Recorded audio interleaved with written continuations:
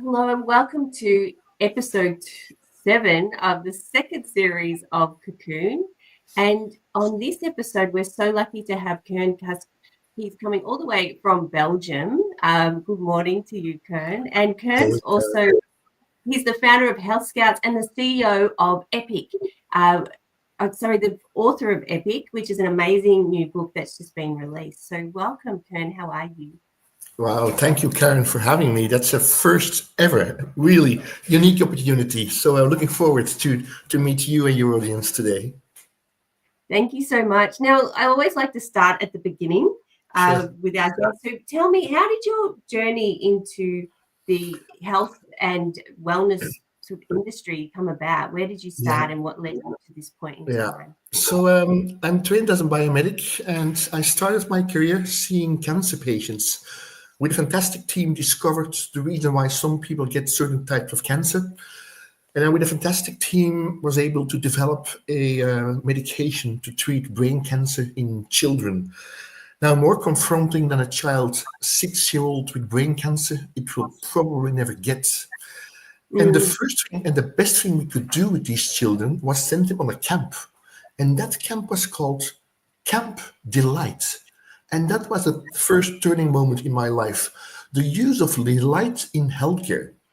But it changed completely when I went for the first time to the west of China and discovered a very old healthcare model, more than 2,000 years old, where at that time the doctor got paid as long as people in the village remained healthy. And once you got sick, you no longer had to pay. And that became my obsession. Rather than trying to cure a number of cancer patients, I made it my life goal, even trying to understand why we lost the Chinese system and trying to rebuild it. And so all the things I do in the longevity, wellness, health industry are tailored to provide all of us a digital doctor, a digital twin, I'm going to call it, which is 24/7 with us and guides us to not just stay healthy, but to find our potential and to find our purpose. And I guess these are the topics we're going to discuss today. Absolutely. And so tell me more about your book, Epic. Are these the sorts of themes and concepts that you explore in Epic? Yeah, so I wrote my first book 12 years ago, which was called Sick No More. And Sick No More was the roadmap trying to understand why digital technology and AI at that time already was going to help us out in becoming a better doctor. And the big dream was not to live forever, but the big dream is to die young, but as late as possible. That is what we want to sign up. The day before I die, I still want to be healthy. Now, the reason, Karen, why we get sick in the first place, that's what I described in the first book, is because as a doctor or as a wellness practitioner, we know almost nothing of our patients. And let me try to illustrate that. If I send the package from where I live in Brussels to Barcelona to whatever, to Sydney, I can trace my package every 5 minutes, which I find normal. But my average patient, my cancer patient, my diabetic patient, my cardiovascular patient is 8,700 hours a year by himself or herself, not linked to me as a healthcare provider. So a FedEx package is better off than my patient, and that is not normal. And that is what technology is going to do. We're going to, and I'm going to show you a lot of examples in the next half an hour, we're going to enter into the real world, into the real life of our patient using digital, using AI, and we're going to be there not just when he or she gets sick, we're going to be there to predict things from striking and to prevent them from happening. And so for that reason, I went through 3 phases. First, describing what we're going to do using digital, using genomics, using genetics to discover. The second book, Your Guide to Delight, described how hard it was to change healthcare. Because healthcare makes money from we being sick, right? And all of a sudden, there was a crazy guy who came to tell that we were going to pay for staying healthy. That I was mentioning to hospitals that they were kind of failures because I wanted to see a hospital where I could go to find out what longevity training was, to find out what wellness really was about, to find out how I prevent getting sick. There was not such a hospital, something like 5 years ago. And so my second book, Karen, described delight thinking. And delight thinking is fascinating. It's basically a way to change a system from a white page, which is what we need in healthcare. And so delight thinking creates experiences close to magic, but real, based on things people didn't realize they didn't realize, based on unknown unknowns. And the reason why this works is the following. If I give you a present for your birthday, which is on your bucket list, you're happy, right? But if I give you something you didn't expect to get, you're super happy. That is delight. So I went to doctors, I went to hospitals, I went to governments, showing them novel tech, amongst them AI tools, which they didn't realize even existed. And all of a sudden, I told them that, for instance, listening to my voice, I was able to identify people with Parkinson's more than 3 years before the doctor could identify them with a tremor. Because people with Parkinson's, they start to pronounce their vowels differently because the tone of their muscle is changing. And if I detect them 3 years in advance, I can treat them and they don't evolve becoming sick. That was a kind of smashing finding.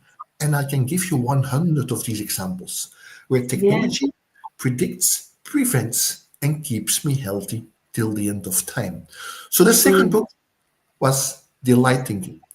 And then the third one, which is just out since 2 or 3 weeks, Epic, is the learnings I went through trying to sell prevention. Because at the end, if you want to stay healthy as long as possible, which is also the dream of a longevity clinic, of a wellness practitioner, well, now we have to be able to sell prevention. But in all reality, prevention is not an easy sell. It's not sexy. It's something, well, far out. Why should I start doing things now if I'm only getting old in 50 years from now? Three, and crazy, I cannot prescribe prevention to a patient. There is a code for every disease, for every kind of injury you can imagine, but I cannot prescribe prevention. And there's a number of these reasons. So I started to think, maybe instead of trying to keep people healthy, how cool would it be that we can discover, using AI, what people are really good at? And trust me, a lot of people don't have a clue what they're really good at. And if you discover what really is what makes you tick, then it gives you purpose. And potential and purpose are basically interplays. People with purpose, well, they find out what they're good at, and vice versa. So I started to think about reframing the story and not telling me, Koen, you have to walk more, you have to do less of this, more of that, but to find out what is Koen's dream. And imagine that my dream would be to climb the Kilimanjaro with my grandchildren, then knowing that I don't even have grandchildren yet, you have to keep me healthy till then. But that's way more aspirational than simply saying you have to do 10,000 steps a day. And so Epic describes how the latest in tech, in digital tools and AI, the latest in longevity science, and the latest in art and creativity, believe me, I'll come back to that, combined will allow us to reach the best of who we are and helps us the day before we die to still be healthy and to find and to feel that we have mattered on the planet, that we have left legacy, and not just for ourselves, but for others. And that's, I think, what it is really, what it is to be human. That is to get experiences where others benefited from themselves as well. And that gives you the feeling that you lived your life to the fullest. I've lived an epic life. Yeah. Indeed. Yeah. And so, for instance, beyond tools to keep me healthy, and I guess we might come back to a few of these things in a second, one of the tools I describe is a fascinating one you readers can start to use in 50 minutes as well. It's called Wanderer.space. And Wanderer asks you, well, what are your hobbies? What are your interests? And links them to your LinkedIn profile. And all of a sudden suggests a kind of a job, which in my case I have never heard of, a kind of a job which might be fitting to who you are. And it tells you why it makes sense, what you could make with it, how to enter in that world. And I've shown that to a few people already. And every single time it is so spot on that people say, well, Wow. I seem to have missed an opportunity, or you have unlocked a new opportunity. And that is why I was super happy to be on your show, trying to show how in Epic I'm unlocking hundreds of possibilities for people to basically live the dream of, well, getting the max out of their life. I love that. And it also links to your second book around that delight, Absolutely. getting that surprise that you weren't expecting. Yes, yeah. And there's something fascinating. A few years ago, a festival started in Cardiff in Wales, and that was called Before I Die. And Huh? people were asked, what do you want to do before you die? Well, three things always. I want to leave legacy. I want to have a child, a company, a patent, an ID, a book. That's the legacy part. That's logical. Second, people do not want to die alone. You want to belong. By the way, loneliness is one of the biggest epidemics coming to us. It's not diabetes any longer, it's being lonely. Also for children 20 years old. So loneliness is something you want to avoid for sure. And the third thing, again, fascinating. The majority of people are pretty happy with the life they lived, but the majority of people regret the experiences they haven't had. And that is what Epic tries to describe. How can we provide, even if I'm disabled, even if I don't have basically Musk powers, that's not what it's about. But how can I discover the experiences which make me tick and which make me feel that I have helped others to strive? And that is what's the best you can leave before you die. Absolutely. I love that. I wanted to ask you, because you were talking about some of the things that you do to stay well and Mhm. live a long life. How do you maintain your energy levels? Because you're clearly a very busy man. You are the founder and CEO of Healthskouts. You're writing books at a prolific rate. So you've done your third now, is that right? And you'll probably Yeah, be on to your next. So what do you do? yeah. How do you stay That's an healthy? interesting one. The first time someone asked, there's two things. I'm born curious, which I think is a magical feature to have. But curiosity makes that every single day something like a fascinating one. Every day I do things which fail completely, but every day I discover things I didn't realize I would love. I can. You don't want to sit next to me in the car because I've seen every advertisement on the street. But it's inspiring. So that's the first thing I do. I turned curiosity in learning in a sense. And the second thing, and that's my big thing, I like the arts, and I like talking, being amongst artists, and trying to understand how they create from a white page. And for me, that gives my energy, and that keeps me thriving and well. And so, incidentally, one of the things I describe in the book is something which first started to happen in a hospital in Montreal, in Canada, where the first doctor once prescribed a visit to the museum instead of pills for someone with a mental issue. And Yeah. so in my country now, we start to do that as well in the first hospitals.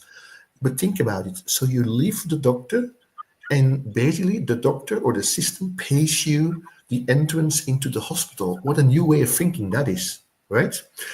And so at some point in time, then I'm a tech guy. People sometimes call me Mr. Digital Health. We have been experimenting with the following. So it's pretty easy now to provide people a digital environment on a glass, on a VR glass, or on a Ray-Ban or a Meta glass, or even on a TV, which they have designed. And so I can ask a patient, where would you like to be? In a sports stadium, on the beach in Brisbane, or let's say in a museum. And so, for instance, I can take a patient into a museum, and at every single wall, you have pieces of art, paintings, whatever. And so at some point in time, I was standing with a patient in front of a big painting, and from the ceiling, you had thousands of letters and numbers peeling down like rain. And only in the middle, there was an umbrella. And under the umbrella, there was no rain, no letters, no numbers, and there it was clean. And my patient said, well, whoa, that's how I every day feel in the morning, overwhelmed by what I need to do, by WhatsApps with SMSs, by all these things. That's way too much.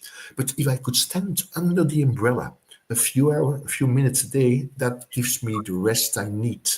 And so we downloaded that painting on his smartphone.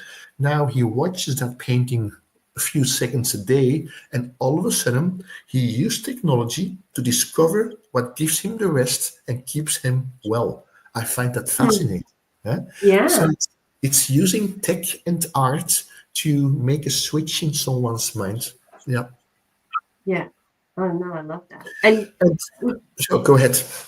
No, please continue. Yeah. And so what I think is finally changing in healthcare, and that goes back to your question, what do you do to maintain energy and wellness? So in the past, healthcare has focused big time on physical health. 90% is still physical health people look at. 10% they start to consider mental health. But if we look to where we really come from, health is way more holistic. And I know for a lot of people, holistic doesn't sound super kind of profound. It's too fluffy. But holistic health means, or positive health is maybe for that matter, is also involving emotional health and even spiritual health in the big picture, and financial health. For instance, being unsure that I'm able to pay my pension gives me so much uncertainty that makes me sick. So financial health is part of the big picture. But that aside, the fact that looking to things like emotion is something where we can tap into also makes that, for instance, if I told the patient, or I have to look to myself, if you would have said to me, Koen, try to breathe 8 times in and out, because if you're able to do that, you're better in sleeping and you will get a little bit more mindful. Well, after 3 times, Karen, I was forgetting that I had to breathe 8 times. So now I have a digital tool. It's called Moonbird. And Moonbird is kind of a hand vibrator, I call it, which basically expands and shows me the 8 seconds I have to breathe in. And basically it collapses, and that's the time I have to breathe out. The entire session, I keep that in my hand. And after 3 weeks, I had finally captured how I had to do 8 times breathing in and breathing out. And so all of a sudden, technology enables doing things in a different fashion. The same with diets. In the past, I mean, I'm trained to understand all these things, but even for me, the distinction between a sandwich, a white sandwich, and a brown sandwich, or between a brown sandwich and granola, was something like, sure, I understand it's different, but so what in a sense? Still, I started to use a patch on my arm, which is now a consumer patch. Basically, you can get in a normal pharmacy. It's called Freestyle. And that little patch sticks in my arm for 2 weeks and measures in a continuous fashion my sugar level, my glucose. And so at the time when I eat something, 5 minutes later, I can see on my smartphone the impact of what I eat on basically my body.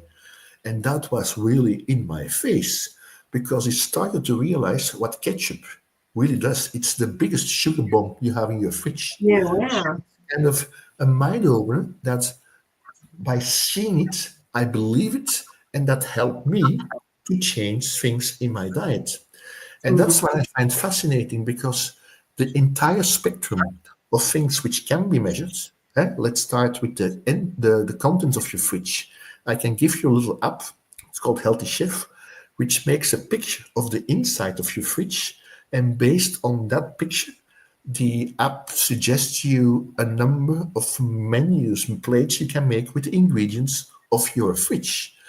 I don't have to think. The AI does that for me and gives me a tool to maximize the chance to stay Yeah. healthier longer. And that is a little bit my space. So with my team, we watch all across the world to novel tech and digital health tools, AI tools, but also behavior changing tools, nudging tools, which together we can provide not just to patients, but to citizens, which help them to use in their daily life to change little things in behavior, not like I need to, but like experiences which makes it feel that they have the power themselves to do the things to live the longest possible healthy life. And these things we offer in keynote speeches, in workshops, in books, traveling across the world. That's what I basically do, is Yeah. inspiring people that the things are out there to change, that the things are out there you didn't realize, and that they help you to become well, to live the long life, and that you can start doing these things not in a few weeks from now, but in 25 minutes from now. Yeah, it's amazing. And I think a lot of people don't know that these things exist because there is just so many tools. And Yeah. now you've been writing about AI for, more than a decade. And now how are you feeling about it? It seems to be ramping up and getting faster and faster in terms of its evolution. How are you feeling about that? And what do you say to people who are fearful of that, the rapid change that's happening and the way that technology is evolving? Yeah, I think I'm trained with that. I used AI all 30 years ago. We didn't call it AI. Mm. We called it statistics, and now it's statistics Yeah. on steroids. But I realized that for a lot of people, this entire wave of AI, and not just the Gen AI like the Chat GPTs or the Deep Seeks, are basically like exciting. Let me explore, but I don't have the time to explore all these new things. They start to become pretty overwhelming, and a lot of people start to become a little bit fearful that their Mm. job might change, right? And I cannot even imagine a job which is not going to change. So I think there is reason to, well, find ways to make this digestible.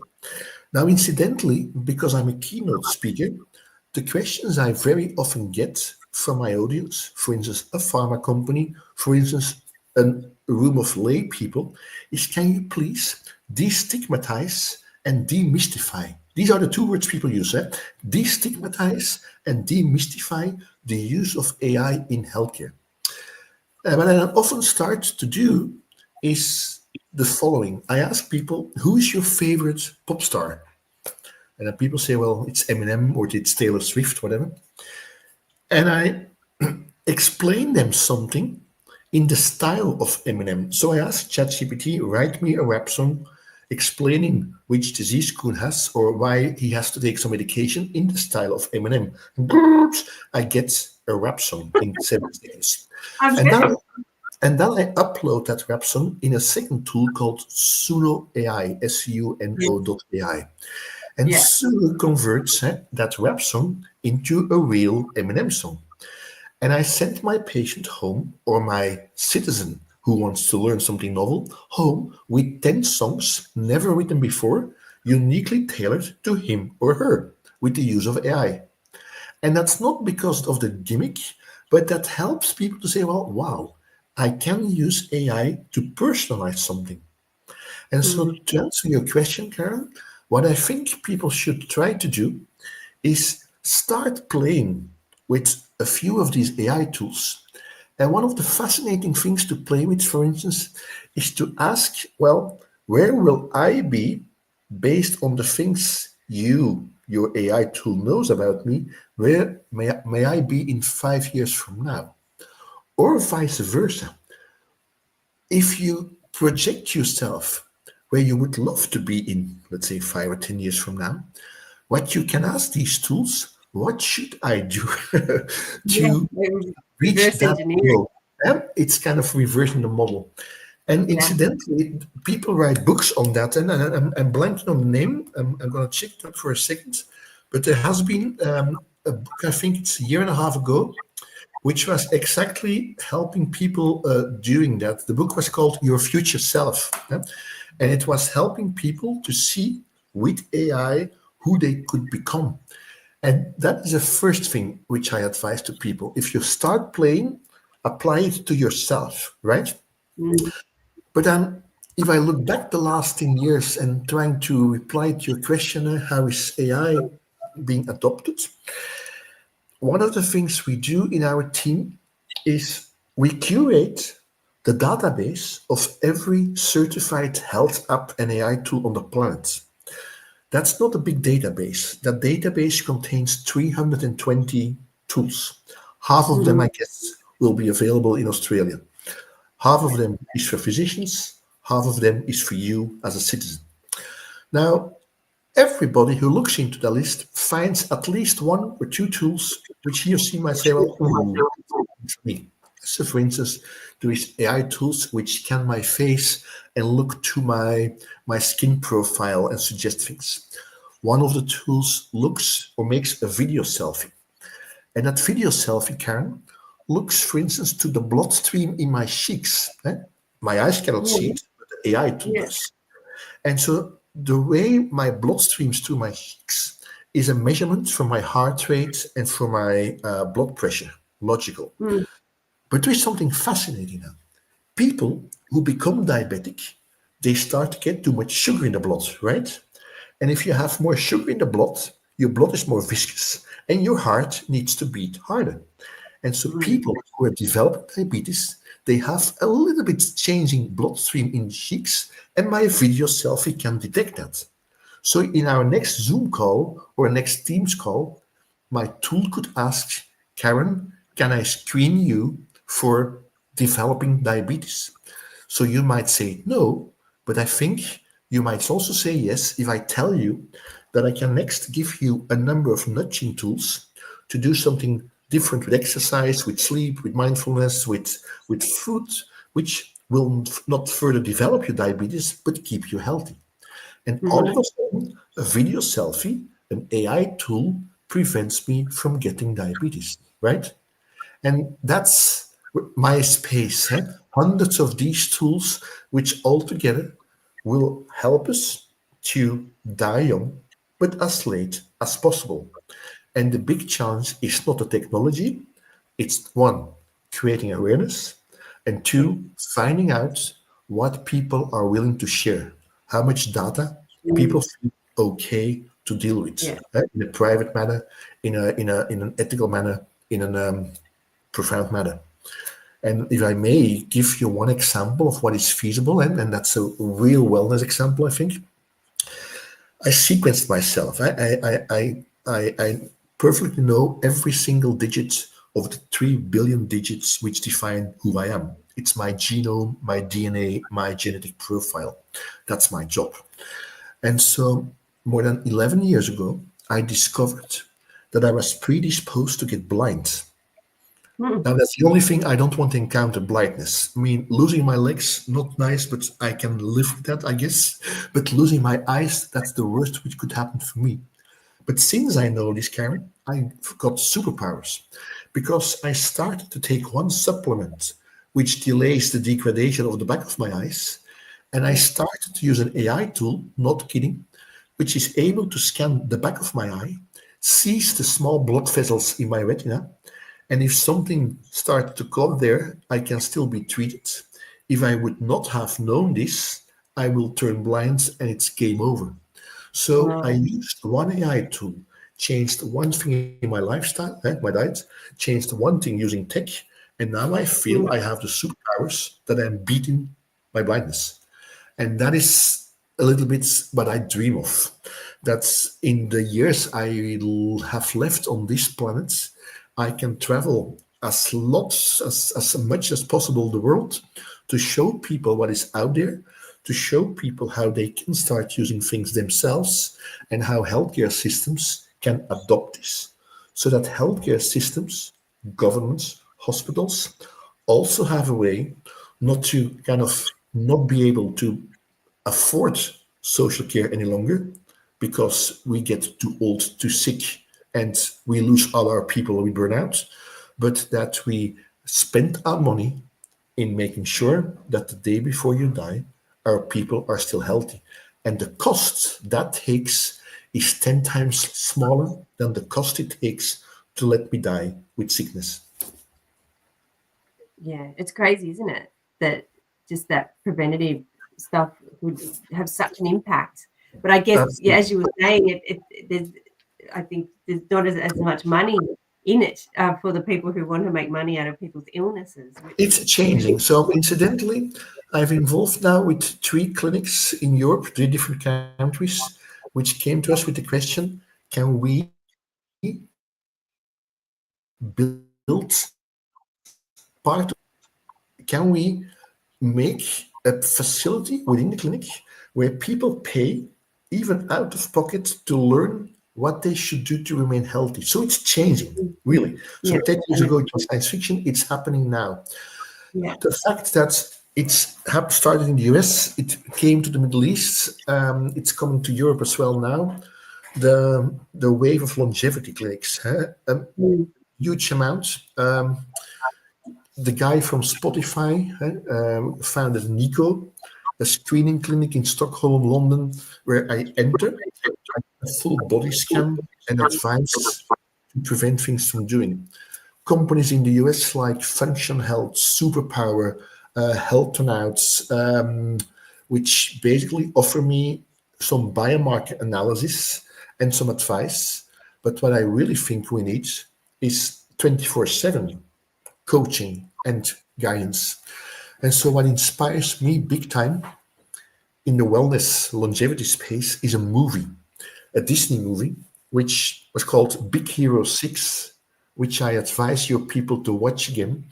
And Big Hero 6 is about 5 friends which get to know a 6th, marshmallow, inflatable Dr. Baymax, who lives in my home in a small tiny box.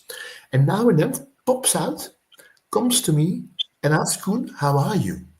And basically communicating with emoticons on his belly, he finds out that I'm suffering, that I'm mentally, that there is an issue, or that I have pain.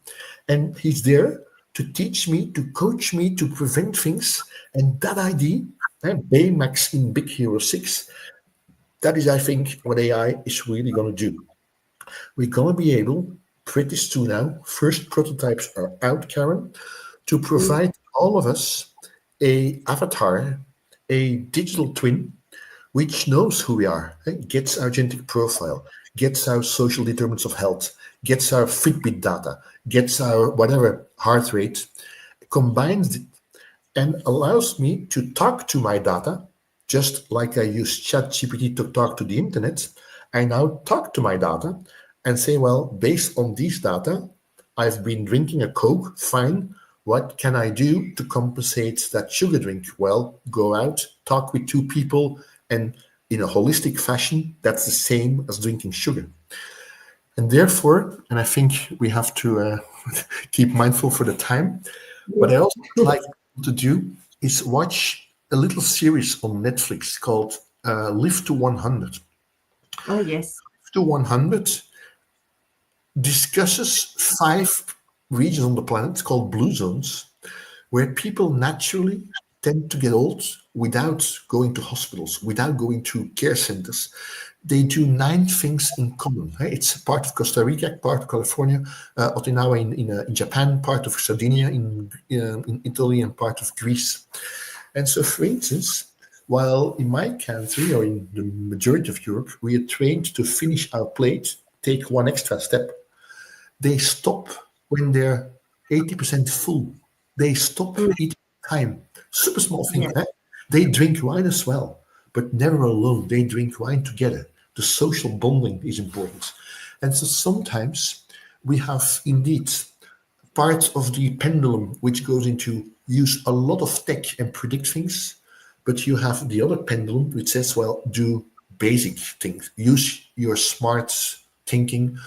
The tech is nice to have. It empowers, it enables, but doing really basic things like taking a walk in the forest is also helpful. And sometimes what I say to people, if you really want to stay healthy, try to do 20 minutes of walking a day. And if you're really busy, do 40 minutes. And then you see people think, well, you seem to be counter. I mean, this doesn't make sense what you're saying. Huh? If I'm busy, I have to do more. But then people start to get it. It's the 40 minutes walk which resets me, which gives me kind of the rest that by the time I come back, it's okay. And so these are, in times of AI, in times of digital, still the easiest thing we can do to tell people, take that 20-minute walk, recalibrate, and life goes on. Yeah, absolutely. Now, you talked about raising awareness. And so a way that a lot of people raise awareness about what their mission is using social media. So how are you with social media? I always ask this question because it can just take a lot of time and effort and attention away from what you're trying to do. While it's great, it can also have negative impact. So how do you use social media in a way that doesn't have those negative impacts? Yeah. What is your approach? So the weirdest thing I've ever done is, as Mr. Digital, I never had a Facebook account. Not kidding. I had never a Facebook account, a Meta account. So mentally, I had some experiment in my head. Can I live on this planet without having a social media account? So that was before Instagram, TikTok, and LinkedIn was even out. So that's first. I don't have a Facebook account. But I use LinkedIn. That's my professional way to interact with the world. And what I do, I don't have notifications on. So that's the easiest I can suggest to people. But even if you use Instagram or TikTok or whatever, but try to switch off notifications because these are the killers. You cannot, as a human being, not look to your first screen when the red kind of small box is boom, pinging. And that's a small, tiny thing, but that helps big time. I guess your readers or your audience knows all the tricks where you can block the minutes or the amount of time you use whatever tool. And so really it blanks when you have reached the 50 minutes you could be on Facebook or Meta, whatever, or the 25 minutes you could be on Instagram. So these tricks are out there. But what I basically suggest to people, try to put notifications off. That's one. Second, if you go to a restaurant, I think every restaurant or cafe should forbid to use smartphones. I don't want to see a table with a family of 4 where people watch smartphones. And so one of the things I'm really interested in is the tricks people use to avoid having to use a smartphone. And I'm going to give you a few. Fantastic Holland, a Dutch designer, makes tablecloths. And in the tableclothing is a small pocket.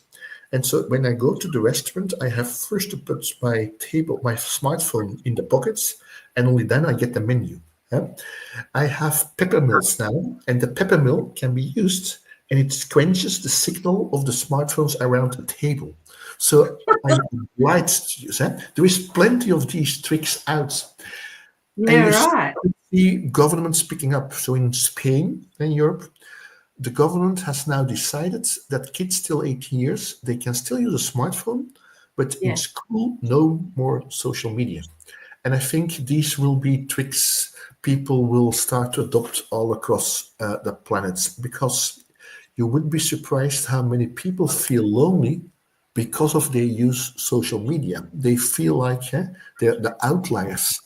And these are the things, sometimes disadvantages of being into tech, because you can also use it vice versa. I'm going to give you one example. You know Instagram, right? We have data from Instagram where people who are using an orange or a reddish filter today, Within a month, switch to use of more bluish or gray filters, and 2 months later are depressed. Not kidding. But it's not surprising because orange and red are happiness, right? Yeah. And if I start using red and orange, and I start using blue and gray are cold colors. Look to all announcements about tech, about AI, that's blue, cold. And so that's one data point. But if I can combine the data point, use of color on social media, together with the number of typing errors on my smartphone, with how I use my voice, my intonation, then all of a sudden I have three data points, which might be an indicator that in 1 month from now you're facing a burnout. And so I want still to use these data points to prevent disease from striking. So I'm not against using social media.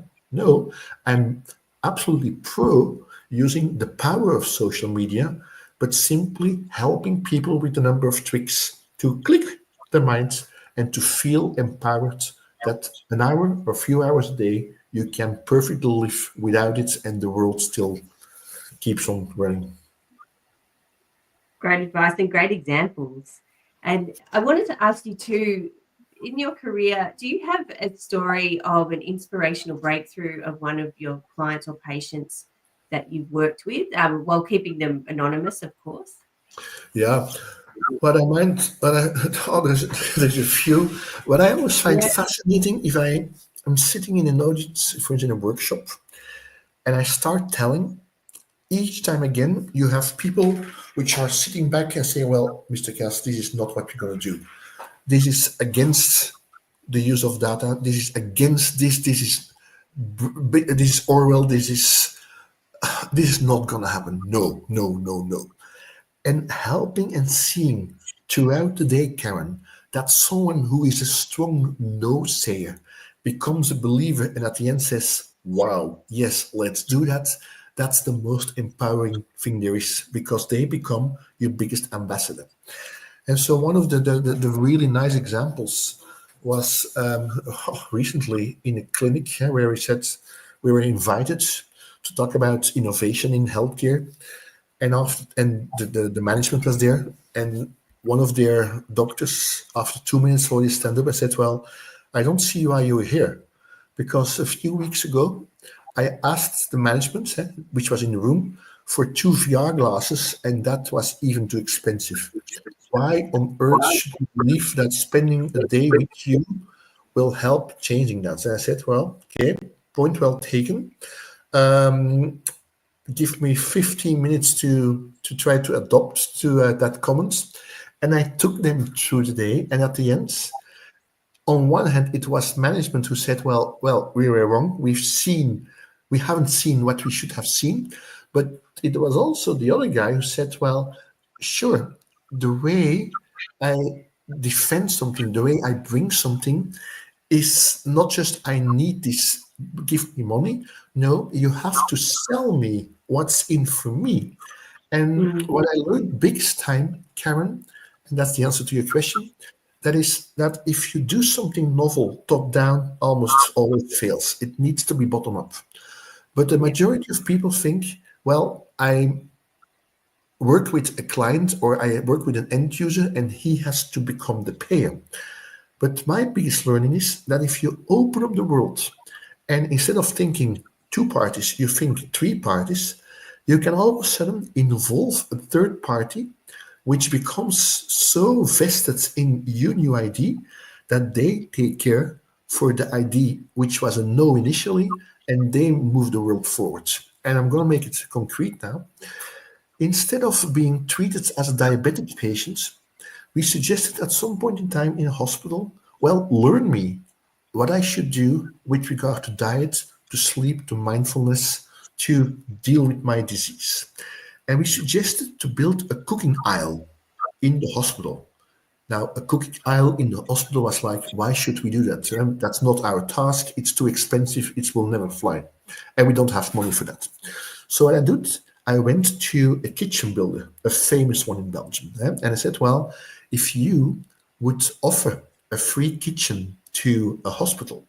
I went to a retailer and said, well, if you, as a classical retailer, would have a small affiliate in the hospital and you sell healthy foods.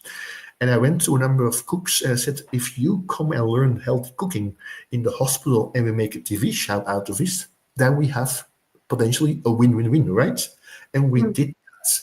And all of a Yeah. sudden, the hospital basically is teaching people now on a regular basis how to cook healthy. We Yeah. make sure that people who never cooked healthy and even thought, well, I cannot do that, I hate that, that the plate they make is sold via a network of um, two companies which bring healthy food to corporates, to companies, and they make some money from what they learn. And there was a TV show around that, and all of a sudden the hospital became a healthy hospital and turned an idea, which was a no at 9 o'clock, into let's do that at 5 o'clock. And that's Yeah. super rewarding. Yeah. That's a great story, and it's a good example of where maybe other hospitals could actually follow as well. Yeah. Now we're nearly halfway through 2025, and so I like to ask about goals. There seems to be two different camps when it comes to goals. Some people are like, look, I'll just see how the year unfolds, where others are very strict about their goals and very disciplined. Where do you fall? Are you a goal setter? And if so, are you on track to meeting your goals for this year? Yeah. Well, I have a number of dreams. I want to be on a number of stages across the planet. I've never been to Australia, by the way. So if someone in the audience says, "Well, this is a story which could make sense on a stage," you are happy to reach out. No, but one of the things I'm dreaming of is a Netflix series, and not about me. Yeah, but not about me myself per se, but about guiding people, just like the guy with the blue zones did, and show people this does exist on the planet. Is I would like to take people to best practices, show what is happening right now, and bring these things together as an inspiration. And let me give you one example. In Singapore, for instance, people get a watch, and every day you live healthy, you get 2 real Singaporean dollars, monetary rewards. And so you might say, well, that's a gimmick. But if you talk to people who use that app and they explain how that changed their life, that is inspiring for others to see. So that's one of my dreams. There, I don't think I'm on track to reach that goal. So that's where I'm behind. On the other hand, the dream was, well, to have a third book out. It just got released 3 weeks ago. So now it's the time that people started to read it. And I think it's Gail Snyder's, who was on your show in the past and who was one of the first people who read it, that I'm on your show. So thanks to Gail, thanks to you again. So that's the biggest mission for 2025, trying to spread the word, trying to inspire people that so much can be done, that the things are easy to be done, and that once there's something clicking in your mind, you are on a path really to become epic. And if I may give one super simple suggestion, and we tackled a few things already, but sometimes people say to other people, "Yeah, you seem to be lucky all the time. How does that come?" And people did study lucky people. They do 3 things almost in a common fashion. Yeah? The first thing, I'm waiting in line to take a train or a plane. The majority of people watch their smartphone, really. True, they watch the screen. I go to you, talk to you, I say, well, I'm going to Zurich. Where are you going to? You might find me a freak, but the chance is low. I guess you will say, well, oh, I'm Karen. I'm flying to Melbourne. And we start talking. And maybe you become my future publisher, my podcast host, my whatever, my boss. So I've taken the risk to dare to talk to you. Rule number 1, take risk. Second, I interview with you and you don't hire me. So I failed, right? No, I sent you a letter thanking you, Karen, that I could interview with you. That letter you'll probably never forget. Maybe in 3 years you might need me. So I turned my failure into something you remember me for, right? And the Yeah. third thing, super obvious, but the majority of people, and that's a very bad thing in Europe, they know something, they keep that for themselves. Well, Mm. don't do that. Expand, tell what you know to others, share that with others, Yeah. because it comes back, and it's paying it forward.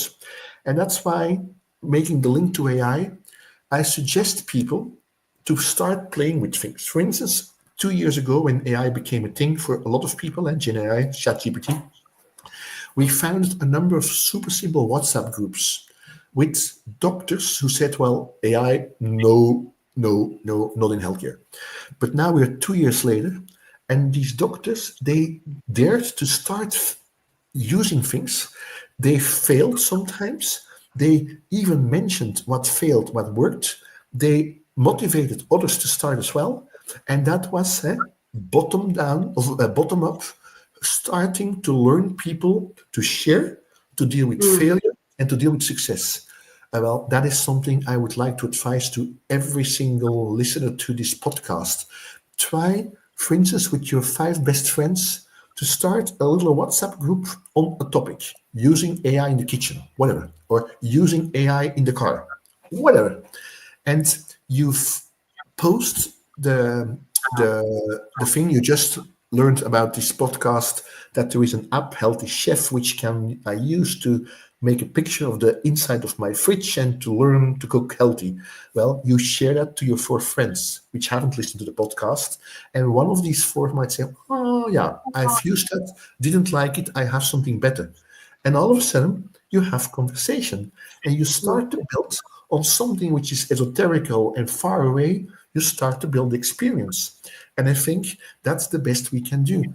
Show people that being curious, learning, gives them the best way to deal with change. And that's the only constant of the future. And that's why Epic describes how doing a few things in my daily life, empowered with tech, empowered with art and creativity, helps me to become really the version which at the end of my life says, well, wow, I got the maximum out of it. Thank you. I mean, that's great advice, and I really appreciate it. But speaking of advice, if you could go back to the beginning of your career and give yourself any advice based on what you know now, what advice would you give to yourself? Yeah, one super clear, what I regretted most is that I've never got mentors around me when I was young. I thought, well, Mm. I can do it all myself. No, you cannot do it all yourself, not at all. And I am, on one hand, I was fortunate to do good in school, to find a nice place to make my PhD, and to find fantastic spots at Harvard to work, and to find fantastic spots to build companies. But if I look back in hindsight, I think things could have been done better and faster and more efficient, having the right people around me. And maybe mentorship was not something people advised 35, 40 years ago, but it's something I would advise to people now. Try to find the people which are willing to help. The majority of people are willing to help, and they are this way paying it forward themselves. And so, incidentally, I became part of a team of people here in Belgium. I mean, I'm the youngest, and the others are 10 years older. It's called Turbium. And it's founded by someone who said, well, people, when they reach something like 65, they have to leave their job for some reason. By 65, that's the new 35, right? So, why should people leave their job because we have an old fashioned pension plan? And so Terbium brings former CEOs of big companies together, which will try to help the next generation of people to, well, develop, but also it will help showing people their second life. And their Mm. second life is something fascinating. Instead of having to finish working at 65, if 90 is the new 65, that's what we're going to have. Well, still have 25 fantastic years ahead. So, what I'm going to do with these 25 years, for a lot of people which have been so much focused on their work, all of a sudden they realize when they retire, well, what should we do with our work? They're living with their partner is kind of recalibrating. They don't have a hobby. They always were important. They had money. They had status. Now they have to do something different. So dealing with your second life is something which is a thing. And so I was asked, I'm a bit younger, to help them showing what can be done with regard to staying healthy. And so your question was, what advice do you give? That was the question, eh? Which advice? What advice would you give to your younger self? To the younger beginning of self is surround yourself with mentors which help you to, well, it's not just to avoid mistakes, but to find and discover the things you don't have the time for to explore yourself. So make kind of a fortress of mentorship around you. That's what I would advise. Yeah. Excellent advice. And I think that brings us to the end of our discussion. But do you have any final words to share before we wrap up? Yeah. So what I hope that I have left to people that looking to the world with curious eyes, with the question, what can I do to provide someone in my environment, my parents, my kids, my colleague, my boss, my coworker, something he or she didn't realize he could get, because that will make people take the experience they remember they have received via you. That is what makes us human. And so I would like to send people home with the idea, how will you delight someone tomorrow? Because the delight you bring to others makes you epic. Oh, beautiful words to end on. Thank you so much for Thank your you. advice and wonderful words. And thank you to everyone for watching. And we'll see you. We're not back next month, but the month after for our next episode of Kokoon. So thank you very much. Thank you, Karen.